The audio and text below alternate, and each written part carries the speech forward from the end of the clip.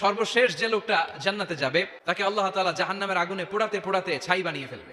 আল্লাহ বলবেন, জিব্রাইল যাও একটু দেখো একটা মাত্র সেজদা দিয়েছে আমাকে, এরকম কাউরে পাওয়া যায় কিনা। খুঁজে খুঁজে কাউরে পাবে না। আল্লাহ বললেন আবার দেখো, খুঁজে খুঁজে একজনকে পাবে, সামান্য ইমানের ছিটে ফোঁটা তার অন্তরে ছিল।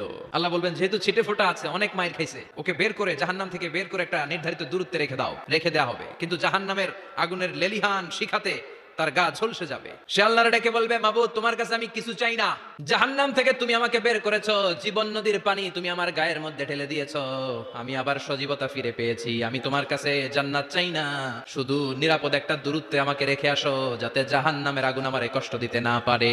আল্লাহ জিব্রাইলকে বলবেন যাও এমন দূরত্বে রাখো যাতে জাহান্নামের আগুন ওরে কষ্ট না দেয়, রেখে আসা হবে। অনেকদিন সে ওখানে আনন্দে থাকবে, আল্লাহ শুকরিয়া করবে, সে মনে মনে বলবে বেঁচে গিয়েছি আমি। অনেকদিন থাকার পরে মনে মনে ভাববে বাইসা তো গেছি, কিন্তু নতুন করে একটু ট্রাই করে দেখি। আল্লাহ আগেই বলে রাখে আমি কিন্তু জান্নাতে যেতে চাই না। আল্লাহ বলবেন কি চাও? সে বলবে আল্লাহ তোমার জান্নাতটা তুমি কত সুন্দর করে বানিয়েছো, আমি একটা নজর শুধু দেখতে চাই, জান্নাতের দরজার সামনে নিয়ে যদি আমারে বসিয়ে রাখো দ্যাটস ইনাফ। আল্লাহ বললেন তুই না ওয়াদা করেছিস। সে বলবে আল্লাহ আমারে হতভাগা বানাইয়া তোমার কি লাভ? সুবহানাল্লাহ পড়ে, আমারে তুমি হতভাগা বানিও না। আল্লাহ বলে ঠিক আছে, আবার সিগনেচার কর যে জান্নাতের দরজার সামনে বসিয়ে দিলে আর কিছু চাবি না। সে সিগনেচার করে বলে আমি চাবো না। আল্লাহ বললেন জিব্রাইল বেচারারে ধরে জান্নাতের গেটের সামনে বসায় দে, এবার জান্নাতের গেটের সামনে বসে বসে জান্নাতের সৌন্দর্য দেখা শুরু করবে। সুবহানাল্লাহ। ওই হতভাগা লোকটা বলবে আল্লাহ এত সুন্দর জান্নাত তুমি বানালা, চোখ দিয়ে সৌন্দর্য দেখি, কান দিয়ে আওয়াজগুলো শুনি, হুর আর গেলমান হেঁটে বেড়ায়, এত সুন্দর জান্নাত চোখ দিয়ে দেখি ঢুকতে পারি না, আমারে কষ্ট দিয়ে তোমার কি লাভ?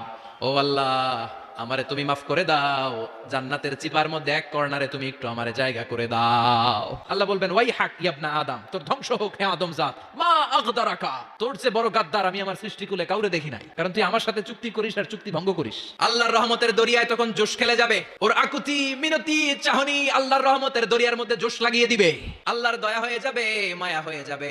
আল্লাহ বলবেন ঠিক আছে জান্নাতে যা।